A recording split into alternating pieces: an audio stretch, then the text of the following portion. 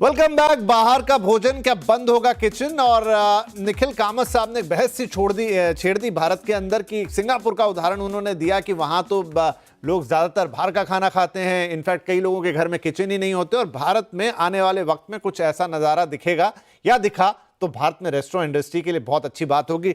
अब इस पर जो है वो अच्छी खासी बहस छिड़ गई और हम भी पिछले 15-20 मिनट पे इससे बहस ही कर रहे हैं। बातचीत तो शिखा जी हमारे साथ है जो जानी मानी न्यूट्रिशनिस्ट हैं, और कटरियार साहब हमारे साथ हैं जो कि खुद एक रेस्टोरेंट ओनर हैं, एसोसिएशन से जुड़े हुए हैं और अच्छे विचार रखते हैं। तो अनुराग साहब, अभी भी मैं आपसे एग्री तो नहीं कर पाऊंगा उन सारी चीजों पे। देखिए अभी दिक्कत क्या है देश में, आपसे ही जो ब्रेक में बात हो रही थी कि मेजॉरिटी ऑफ फूड बिजनेस अभी भी अनऑर्गेनाइज्ड है। बिल्कुल ठीक है। दूसरी चीज, जो ऑर्गेनाइज प्लेयर भी हैं, अब उनमें से कितने, आपने कहा सेल्फ रेगुलेशन वाली बात होती है, तो कितने लोग उसमें सच में वो क्वालिटी कंट्रोल खुद के लिए कर रहे हैं, अपने नाम को बढ़ा चाहते हैं, अपनी क्वालिटी को बढ़ा चाहते हैं। और फिर एक क्लाउड किचन एंड एवरीथिंग जहां पर हर रोज शिकायतें मिलती हैं, तो एक बहुत मिक्स सी चीज हो गई है। आपके पास कोई क्लियर डेफिनेशन नहीं। आज मुझे ही मान लीजिए सोचना है कि मैं हेल्दी और अच्छा खाना चाहता हूं, क्या मेरे पास कोई एक परफेक्ट जगह, मेरे अनुभव के आधार पर छोड़ दीजिए, लेकिन क्या मेरे पास कोई ऐसी स्टैंडर्डाइज जगह है जहां पर मुझे लगे कि हाँ मेरा खाना यहां से गलत आएगा ही नहीं? नहीं, देखिए ये तो विश्वास की बात होती है किसी भी कंज्यूमर प्रोडक्ट में। आज आप साबुन खरीदते हैं, शैम्पू खरीदते हैं, उसका आप टेक्निकल डिटेल में नहीं जाते हैं, आपको एक भरोसा है। देखिए ये जो आपने बात बोली ना, जो अनऑर्गेनाइज टू ऑर्गेनाइज सेक्टर का जो शिफ्टिंग है, ये सबसे ज़रूरी चीज़ है। आज आधी परेशानियां कहाँ हैं? 70% तकरीबन भारत का बाज़ार आज भी अनऑर्गेनाइज्ड है F&B बिजनेस में, और अनऑर्गेनाइज्ड है तो वहाँ पे कोई है नहीं।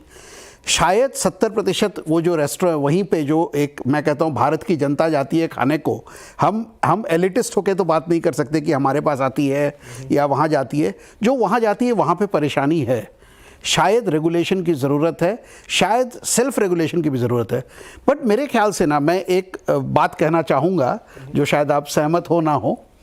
देखिए कहीं ना ये एक साझा जिम्मेदारी होती है। मैं अगर भोजन खाने वाला हूँ, मैं बाहर जाके खाता हूँ, मुझे भी, मैं 2 बार 2 रेस्टोरेंट में जाता हूँ ना, तो मैं बोलता हूँ यार उसके यहाँ नहीं जाऊँगा, बहुत हैवी हो जाता है। ऐसा होता है। जब आप वो करेंगे, आप एक ऐसे रेस्टोरेंट में जाएंगे जहाँ आपको खा के महसूस हो कि मैंने कुछ बढ़िया खाया, बेहतर खाया। देखिए घर के खाने जैसा स्वस्थ तो नहीं हो सकता है कि लोगों की हैबिट चेंज हो जाए। हाँ। लोग हो सकता है कि बहुत ही हेल्दी फूड ऑर्डर करें या बाहर जाके हेल्दी फूड मांगे, और वो जैसी डिमांड होगी वैसा आएगा। लेकिन बात यह है, इसके लिए शिखा जी मैं आपके पास, मैं एक्चुअली परेशानी का सबब बताने वाला था। क्या है, जो ये एडवेंट ऑफ क्लाउड किचन, सब मेरे व्यापार के लोग हैं, लेकिन मैं बता रहा हूँ, और उसके ऊपर से जो ये 10 मिनट डिलीवरी, 15 मिनट में खाना, this is where the problem is most acute. वही वो बात कह रही थी कि प्री कुक्ड फूड रहता है, उसको गर्म करके भेज देते हैं और आपको नहीं पता है, आप बस स्वाद के लिए और शायद वक्त की कमी के चलते खा लेते हैं।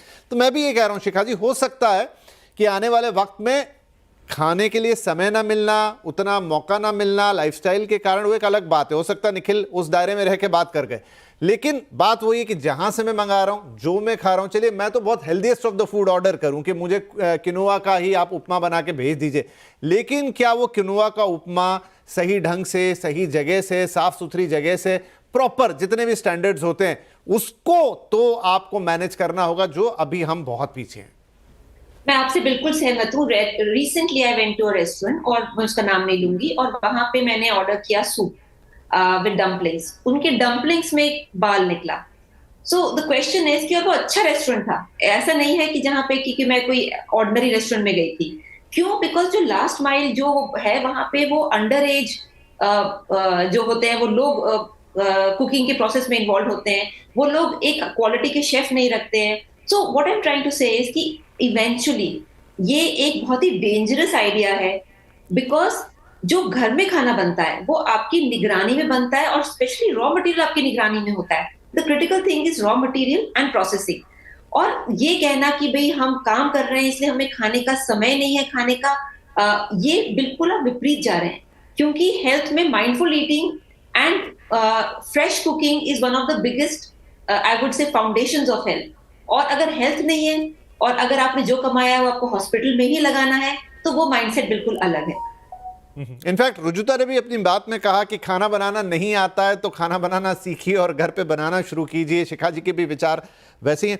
अनुराग साहब, अगेन दिस थिंग कि अगर आगे चल के क्या होगा, क्या नहीं, स्टैटिस्टिक्स हैं और हो सकता है कि उसमें से वो प्रोजेक्शन दे रहे हैं 2030 का कि तब ऑलमोस्ट इंडिया में 10 लोग या 12 लोग बाहर खाएंगे। अभी तो वो 5 है, 2023 का आंकड़ा है कि अभी 5 लोग महीने में 5 बार बाहर जाते हैं, माफ कीजिए, महीने में 5 बार। हमारी जो NRAI की इंडिया फूड सर्विस रिपोर्ट जो हर 3 साल में बनाते हैं, उसके हिसाब से 6.9 टाइम्स। चलिए तो 6.9 7 पकड़ लेते हैं हम, 7 पकड़ लेते हैं। वो आगे बढ़ेगा भी क्योंकि वो एक रिक्वायरमेंट है। लेकिन उसमें जब अभी देखिए कि हम कितना सारा स्ट्रगल कर रहे हैं on the terms of health, प्रधानमंत्री कह रहे हैं कि अपने खाने में से तेल कम कीजिए, चीनी कम कीजिए, नमक कम कीजिए, और देखिए बाहर की चीजों में तो स्वाद देने की कोशिश होती है, बिल्कुल होती है, और आपका पर्पस भी वही होता है। तो इवेंचुअली आप अगर वहां जाएंगे, नमक, चीनी, ऑयल ज्यादा खाएंगे तो वो वैसे ही खराब है, ऊपर से अगर क्वालिटी का कंट्रोल नहीं तो फिर वो मामला और खराब हो जाएगा। देखिए ये तो बहुत सीधी सी बात है, अगर चाहे वो आपका घर हो, चाहे कोई रेस्टोरेंट हो, चाहे कोई क्लाउड किचन हो,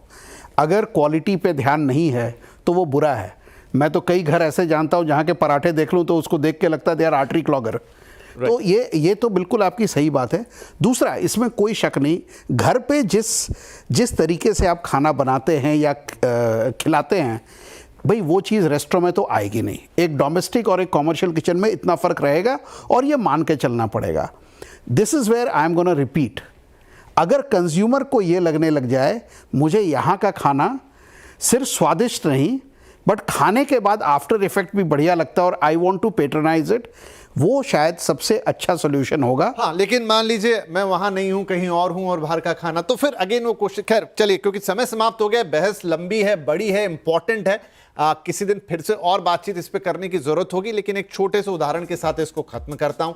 भारत में ऑटो रिवॉल्यूशन भी आया, बढ़िया है, बहुत गाड़ियां बिकी, बहुत लोगों को सुविधा हुई, लेकिन शायद उसके हिसाब से हमारा इंफ्रास्ट्रक्चर तैयार नहीं हुआ। हालत सड़कों की देखिए, पार्किंग की देखिए, ये तो आंख से दिख जाता है। ये खाने की बात है, खाने में भी अगर आप इतने बड़े होंगे, विराट होंगे, तो पहले इंतजाम कीजिए पार्किंग और सड़कों का, मतलब अच्छे रेगुलेशन का, क्योंकि यहां सड़कों पे जाम लग जाएगा, थोड़ा समय जाएगा, लेकिन वहां शरीर के अंदर कुछ बिगड़ गया, स्वास्थ्य के ऊपर कुछ हुआ, तो फिर पूरा जीवन दांव पर है। उम्मीद करते हैं आगे इस पर और चीजें होंगी। खैर एक बहस छेड़ दी निखिल जी ने, तो आज हमने भी बात की। बहुत बहुत अनुराग साहब, धन्यवाद निकाल के यहाँ आने के लिए। Anshika madam, thank you very much, और बातचीत इस पर हम जारी रखेंगे, फिर किसी दिन बैठेंगे, फिर और आगे बात करेंगे। फिलहाल के लिए शुक्रिया, नमस्कार। नमस्कार।